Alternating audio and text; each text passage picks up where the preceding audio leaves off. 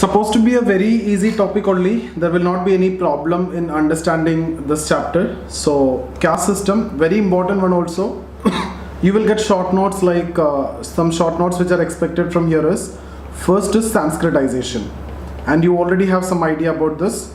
Secondly, dominant caste. Okay, and then apart from this, these two are coming from MN Srinivas only.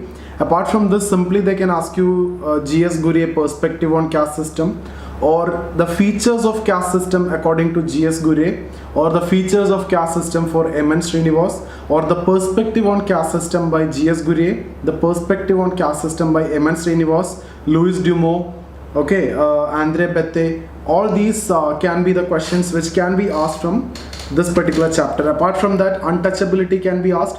What are the different forms in which it is practiced? Okay, contemporary examples you need to add over there. Okay, whatever you see, current examples you need to add. Okay, and then what are the different perspectives to deal with this? So this is what we need to discuss in this chapter. So when we discuss about caste system, primarily we talk from mainly macro view. The main division is macro, that is the first part, and then we will try to see the caste in micro. So when we discuss about macro understanding of caste, we will only talk about, or we are more interested in understanding this in terms of Varna. Okay, Varna means we are talking about Brahmins, Kshatriya, Vaishya, Shudra. So this is the four Varnas, and those who are not part of this, they are the Avarna, right? The Dalits, okay, or the untouchables. Different names they are known for. So Brahmins, they perform the ritual occupation, they perform the rituals, and they do the intellectual works. So that is the job associated to Brahmins. Kshatriyas, they are the warriors, and they are dealing with power and protection.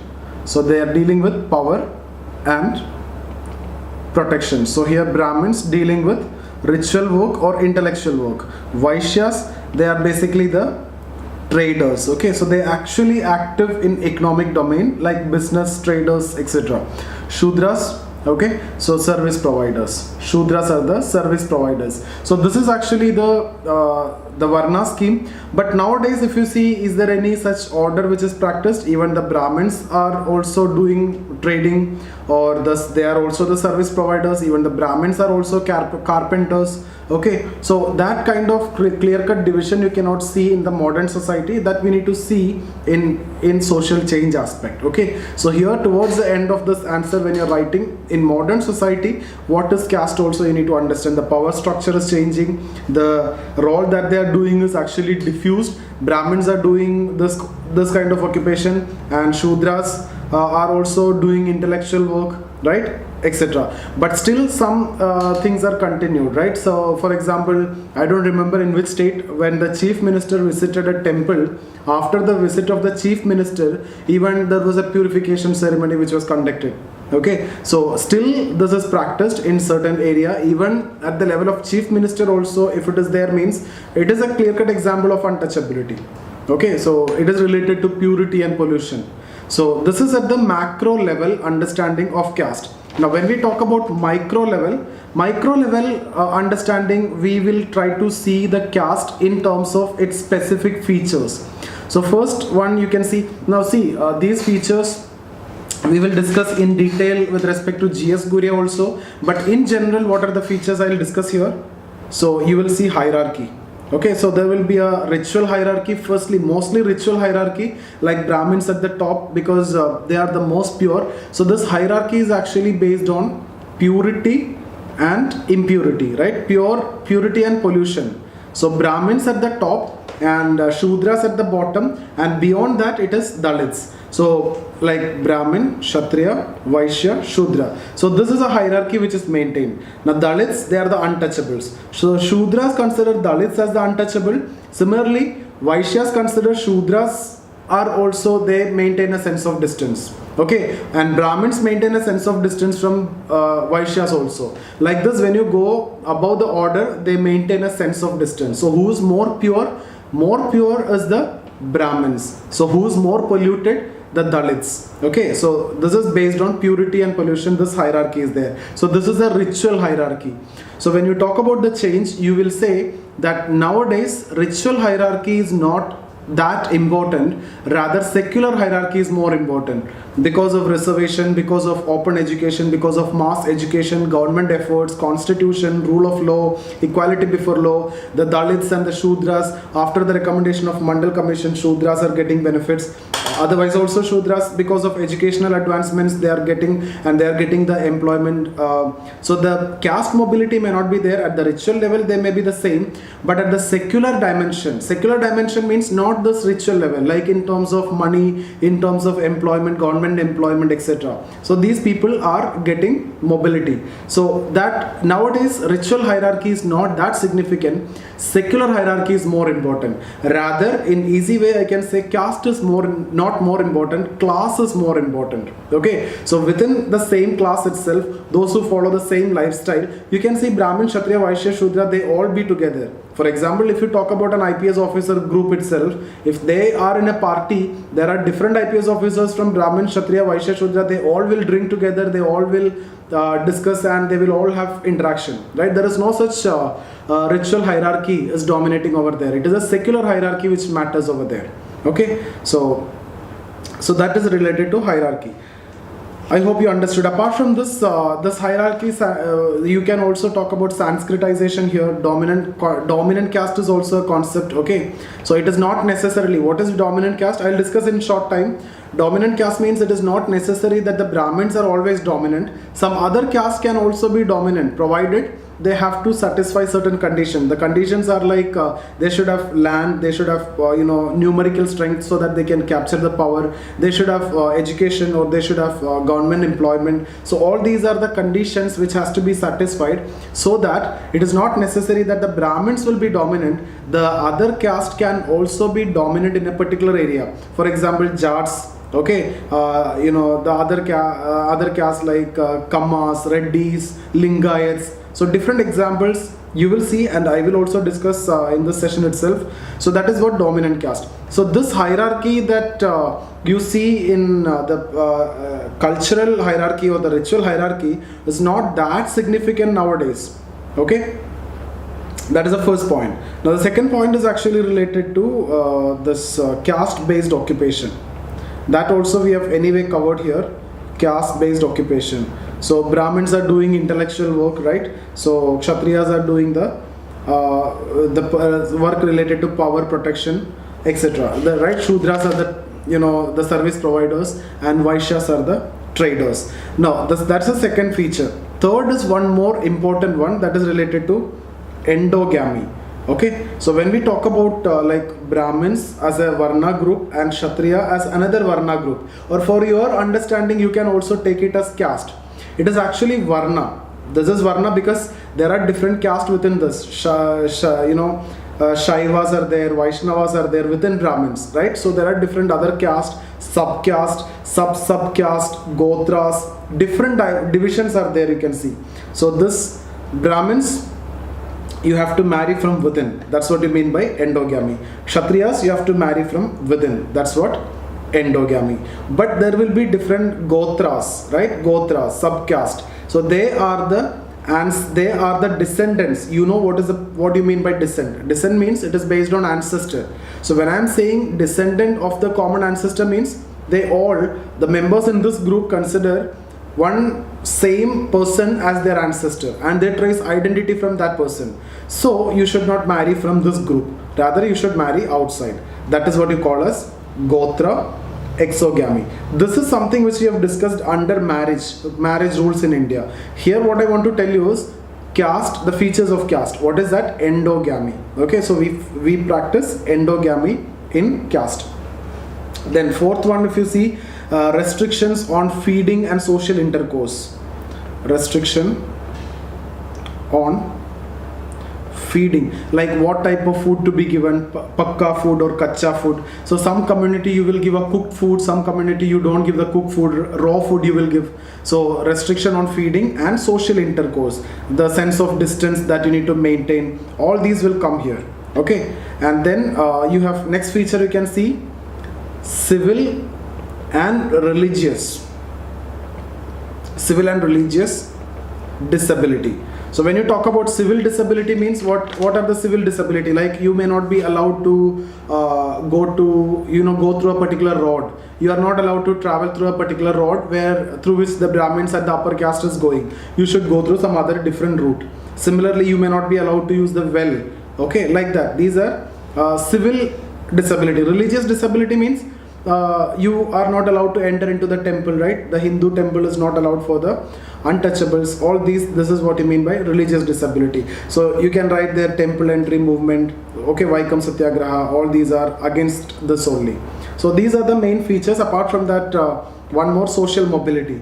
Is mobility allowed or not? Mobility is not allowed. Why? It is actually a closed system. So you should be knowing what you mean by closed system, what is mobility, etc. So it's a closed system. Avenues are very less, but I have discussed 2-3 avenues here in caste system. One is Sanskritization, but nowadays you cannot see this because of the post-independence India advancements and the benefits are offered to the Dalits, as well as after Mandal Commission report acceptance of that even to the Shudras also. So there is no such concept of Sanskritization now. But nowadays mobility can be seen in terms of hypergamy, okay, and hypogamy, or anuloma and pratiloma. Hyper means you are marrying a man who is at the higher caste. Hypo means lower caste. Okay, so this lead to downward mobility and this lead to upward mobility. So hypergamy means like Brahmin women and Kshatriya Brahmin men, Kshatriya women. So Kshatriya women marry a Brahmin men. So this is upward mobility because women's status is connected with the husband, right? Similarly, Brahmin women marry a Kshatriya men. So what will happen? This is a downward mobility. Why? The woman's status is connected with the husband. So he is at the Kshatriya level only. So this is downward mobility. So this is also known as pratiloma. This is known as anuloma. Prati, you can see it in a negative language, right? So that is what downward mobility, pratiloma. Hyper, going up, anuloma. Okay, so you don't want to have any confusion here. So that's about caste system, and that's what you need to know about caste. So let's go through the PDF and we will see what all things are there. So it divides society into 4 groups, Varnas, based on the birth: Brahmin, Kshatriya, Vaishya, Shudra. 5th group, okay, which falls outside the Varna system is the Avarna, or the outcast, or the untouchables. While Varna is a macro conception, caste or Jadi is actually the ground reality. So what is actually seen in reality is related to caste or Jati. Caste is an okay, again, this is also one the other way in which you can define. It is an endogamous group. Endogamous means you have to marry within. Caste is an endogamous group having an independent culture and structural existence. Subcaste, which are endogamous, okay, and Gotras, which are exogamous. Why Gotra is exogamous? Because you consider yourself as the descendants of a common ancestor. So all the members in that particular Gotra are the descendants of a common ancestor. So there is a possibility that you will be connected by blood. So blood connected members are not allowed to marry. Okay, now caste can be understood structurally as well as culturally. When it comes to culture, culturally means it's a system of beliefs, values, practices associated with a particular strata. Like Brahmins are dealing with this kind of jobs, right? Ritual occupation, Kshatriyas, Vaishyas, Shudras. These are related to beliefs. Structurally, okay, Ghurye and Srinivas understood in cultural terms. Structurally means it is actually the exact pattern of interrelated structure along with interaction among the various caste on the basis of various disabilities and restriction.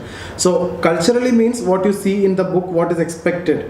Structurally means what is really practiced, what is actually the ground reality. It also studies actual power relation between caste groups and inequalities thereof. So you can see Andre Bette, Dibangar Gupta are belong to this perspective. Now 3 features which is given by Bogle. Bogle has identified 3 core features. Heredity, okay, like heredity, it is transformed from one to other, parent to children. Heredity, occupation, and hierarchy. Okay, so hierarchy is there. Occupation is passed from previous generation to the next generation, obviously, like that. Similarly, Ghurye identified 6 features. That 6 features I will discuss soon. When we discuss about Ghurye separately, I will discuss that. Apart from this, two broad perspective, attributional and interactional perspective. Ghurye and Srinivas belong to attributional perspective. Attributional perspective means trying to understand caste on the basis of various attributes. Attributes means what? Features. Like that's what we have written here. Bogle identified these 3 features. Ghurye identified 6 features. So Ghurye's perspective, when we see, it is attributional. So you will try to see that features. Before also I have talked about different features, right? Otherwise, interactional perspective. Interactional perspective takes into account how caste are actually ranked with respect to one another in a local empirical context. This is a reality, okay? Empirical reality. Interactional perspective. Now G.S. Ghurye on caste system. So you can read his books and everything here. He has examined caste from a historical, indological, comparative and integrative perspective. So mainly we need to talk about this because we already know Ghurye is the father of Indology and he mainly focused on Indology. According to him, caste and kinship in India has played an integrative role. Okay, so now Herbert Risley come up with some understanding. So he to an extent support that also. What he says is superior race is the superior caste. Herbert Risley, what he's saying is it is related to anthropological understanding, was a main proponent of the dominant view that caste must have originated in the race because different caste groups seem to belong to distinct racial types. Okay, so in general, the highest caste approximated Indo-Aryan racial traits, while the lower caste seem to belong to non-Aryan, aboriginals, Mongoloid or other racial groups. So what Ghurye did is, Ghurye did not completely disagree with this. Okay, so he said somewhat it is correct. So he put forward, or he did not agree completely but believed it to be only partially correct. So Ghurye went with an extent that it is partially correct. Ghurye believed that Risley's thesis of the upper caste being Aryan and the lower caste being non-Aryans was broadly true in northern part of India. So in case of northern India, it is mostly true. In other parts of India, the intergroup difference in the anthropometric measurements were not very large or systematic. In South India, you cannot make that kind of distinction. According to him, the whole Indian society is caste-based and even tribes are also part of the system as opposed to Western notion that the tribes and caste are two different concepts. So this we have discussed when we discussed about tribes, and I have told you at that time, Ghurye considered tribes as backward Hindus. So he generally follow a Hinduized approach. His approach is towards glorifying Hinduism, etc. Because most of the Indologists do that only, glorifying the Indian culture. Indian culture is basically Hindu culture. So glorifying Hindu culture. So he called tribes as backward Hindus, and if you remember, I have discussed about 3 criteria, right? Backward Hindus and partially Hinduized tribes, hill sections. So these are the 3 different idea that he proposed, who are at various levels of assimilation to Hinduism. So he actually even opposed that colonial view of isolating the tribes. There is no need to isolate because they are actually part of Hindu system. And he is talking about 6 features. So if the question is about attributional approach of Ghurye, what you need to write? You need to stress on the attributes. What are the attributes? Attributes are nothing but the features. So what are the features? These are the features. First, you will see segmental division. Okay, so the caste is divided, right? It is closed group and mutually exclusive segments or compartments. So you cannot enter, if you belong to Kshatriya compartment, you cannot enter into Brahmin compartment, right? These are mutually exclusive. So if you are born in Brahmins, you will end as Brahmins. There is no mobility, it is closed. Okay. Similarly, hierarchical division. So there is a hierarchy which is based on ritual. It is a ritual hierarchy. It is based on purity and pollution. Restriction on feeding and social intercourse we have discussed in general. Civil and religious disabilities, that also we have discussed. Restrict the choice of occupation. For example, caste decides the occupation that you are supposed to perform by birth. You're born as a Shudra, you have to go for service provider. You're born as a Brahmin, you will be doing the intellectual work, ritual work, etc. Caste endogamy is another feature that he's talking about, and Ghurye only talked about this rules, marriage rules extensively, like exogamy, that is related to clan or gotra. Okay, changing pattern of caste system. Okay, he also analyzed the changing pattern of caste system and has opined that it will diminish with rise of modern education. So he is clear that if modern education, with the development of modern education, the caste system will obviously diminish. The importance of caste will come down. The ritual hierarchy may give way to secular hierarchy, or the caste will give way to class. Caste, but at the same time he also admit that caste-based social and political organizations are developing, right? Because of vote bank politics and everything. Vote bank politics means mobilization on the basis of caste, identity politics. So because of all this, what is the reason why still caste is surviving? Caste is surviving because of 2-3 reasons, mainly endogamy that you are following, but that to an extent is almost gone. Endogamy now in marriage, caste is not that significant, but the other 2 reasons is, one is politics, mobilization of people masses on the basis of caste, and second one is reservation. Because of these 2, forget about marriage. Marriage is losing its significance in terms of caste these days. Class is more important. Okay, so that is there. And now these are criticisms. He tried to glorify culture of India, Hindu-centric view. All these are criticisms that you can just read and you will understand. Okay. So I have underlined all the important points that has to be there in your answer. Apart from that, whatever it is underlined here, try to incorporate in your answer. So when we talk about M.N. Srinivas, 2 important concepts we need to discuss, that is Sanskritization and dominant caste. Okay, so what is Sanskritization? Brahmin, Kshatriya, Vaishya, Shudra. So among this, Brahmins are considered superior. But what the Shudra or the Dalits, they cannot do this. They will not do this also. The non-Dalits from these sections, these 3, they can actually follow the characteristics of Brahmins. Like Shudra, they will migrate to some other area and they will imitate the Brahmins, like vegetarianism, non-alcoholism, etc. Right? So they follow those practices which is done by the Brahmins, and they will improve the caste status. If not in this generation, next generation they will become Brahmins. Right? So this is what Sanskritization. You try to imitate it is not necessarily Brahmin. For example, the area that you are migrating, if Kshatriyas are dominant caste there, you will try to become a member of dominant caste. Now, don't you think this is an application of reference group theory only? So it is basically criticized on this aspect. His concept of Sanskritization is nothing but the application of reference group. See here, what is a reference group? Your reference group is Brahmins, and you try to become one among that, and you are trying to do that. Or sometimes it may be Kshatriyas, because if Kshatriyas are dominant in particular area when you are migrating, you try to become Kshatriya over there. Okay, so or Vaishya also. So this is what Sanskritization. So he had a segmentary view on caste, what we have discussed already in case of Ghurye also. He made it clear distinction between Varna and Jati. According to Srinivas, Varna is a macro theoretical schema, whereas caste or Jati is an all India phenomena defining empirical reality. So the caste is what actually the empirical reality. Varna is actually defined on the basis of culture, or which is there in Manusmriti. The concentration on Varna also meant stressing the ritual fact. Okay, that you can read.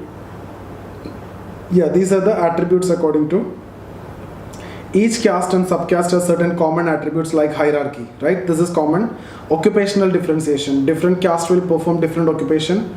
Restrictions on feeding and intercourse. Purity, pollution, concept, etc. Hierarchy, according to him, is the core of the caste, and caste structure is guided by 2 hierarchies. Okay, one is ritual hierarchy and the other is secular hierarchy. This is very important for you. So when we talk about hierarchy here, he divides this into secular and ritual. So when we talk about Brahmin, Kshatriya, Vaishya, Shudra, they are superior when we are saying this is based on ritual hierarchy. So this is based on ritual hierarchy. Ritually Brahmins are superior. But secular hierarchy, if you see with the modern education and all, even the Shudras can also be at the top position. Okay, so modern day secular hierarchy is more dominant. So you can see here, ritual hierarchy is manifested in dressing, rules of segregation, rules of eating, etc. Secular hierarchy is manifested in power, wealth, education, etc. According to him, mobility in secular hierarchy is very much possible because of migration, ownership of land, government jobs, etc. Okay, mobility in secular hierarchy is very much possible. Okay, and Sanskritization is also possible. According to him, caste system is not as rigid depicted by historians. Why he is saying it is not rigid, but you can see the instances of Sanskritization. What Ghurye says, what historians says, what Indologists says is, these are cultural phenomena and it is defined by Manusmriti. You cannot change your caste. You by birth you are born in caste and it is closed system, right? But that's not the case. He explained that through the two concepts. Sanskritization, one I have already explained. The second is dominant caste. So in dominant caste, what he's saying is, it is not necessary that the Brahmins are dominant in all the situations. It can be some other caste who can be dominant if they possess certain factors. These are the factors. If you need to become dominant caste, economic and political factors are there. You should be able to capture the political power. Numerical strength should be there. Fairly high place in local hierarchy, education, government jobs, etc. Okay. So that's about M.N. Srinivas concept. That too is very important. You just go through it. So here André Bette and Louis Dumont is there. Just read that. If you are not able to understand, I will discuss. Anyway, I will update that in the application. That two perspectives separately, I will do that. Now, I will go for features of caste system. Next topic. So main features we have already discussed. Principle of purity and pollution. Okay. So main feature is actually principle of purity and pollution. That is the foremost feature of caste system. 6 features have been defined by Ghurye, so that you need to add from the previous discussion. So 6 features which has been defined by Ghurye. What are the 6 features? You can see here from Ghurye's discussion, you need to add that 6 features. These 6 features, okay? So segmental division, and then hierarchical division, restriction on feeding and social intercourse, civil and religious disabilities, okay, restriction on choice of occupation, caste endogamy. So you can also write 3 features which is given by Bogle, right, where we discuss that here. So Bogle has identified 3 core features: heredity, occupation and hierarchy. So already you got 2 thinkers. Apart from that, general, I have given you in the beginning of this discussion, we have discussed about features, right? So yeah, so first one, hierarchy. Srinivas also identified hierarchy. In Srinivas also we have seen that. Okay, so hierarchy, then caste-based occupations. So according to K.M. Panikkar, Nandas were the last true Kshatriyas. See, it's like this, what we are saying is, Kshatriyas means they are supposed to deal with power and everything. But nowadays that is not necessarily the case. That things have been changed. So if you see the Kshatriyas, the actual Kshatriyas, Nandas were the actual Kshatriyas, right? They ruled. After that, do you think now the Kshatriyas are ruling? No, right? Are they possessing the power? No, they are not possessing the power. The Brahmins are completely not at the top also. So it is totally diffused. It is because of modernization, it is because of rationalization, it is because of modern education, it is because of constitution, it is because of law. All those things are actually factors of that. So these are changes. But when we discuss about features, just focus on features. And then caste endogamy and gotra exogamy. Okay, there is no need to have any doubt there. Feeding and social restriction on feeding. Restrictions here. Feeding and social intercourse. The feeding means related to eating food, like interdining is prohibited. Kacha food and pakka food, cooked food and non-cooked food, right? Raw food you have to give to some community, some cooked food you have to give, like that. Civil and religious disability, social mobility aspect. It is considered as closed system, but nowadays you can talk about dominant caste, Sanskritization, etc. in your answer. Segmental organization, okay, common name, common descent. So these are the main features of the caste system. So if you get a question on features of caste system, you can write from Ghurye, you can write from Bogle, you can write from M.N. Srinivas. Apart from that, you can write in general, these are the features. Okay, so this has also led caste group nowadays emerging as interest groups. Okay, so see here, caste, many features are actually diluted because of urbanization, secularization, etc., modernization and all. Caste-based political parties are emerging, rule of law is prominent now because of fundamental rights, and all this right against exploitation, because of this caste is actually coming down. Interest group is emerging, right?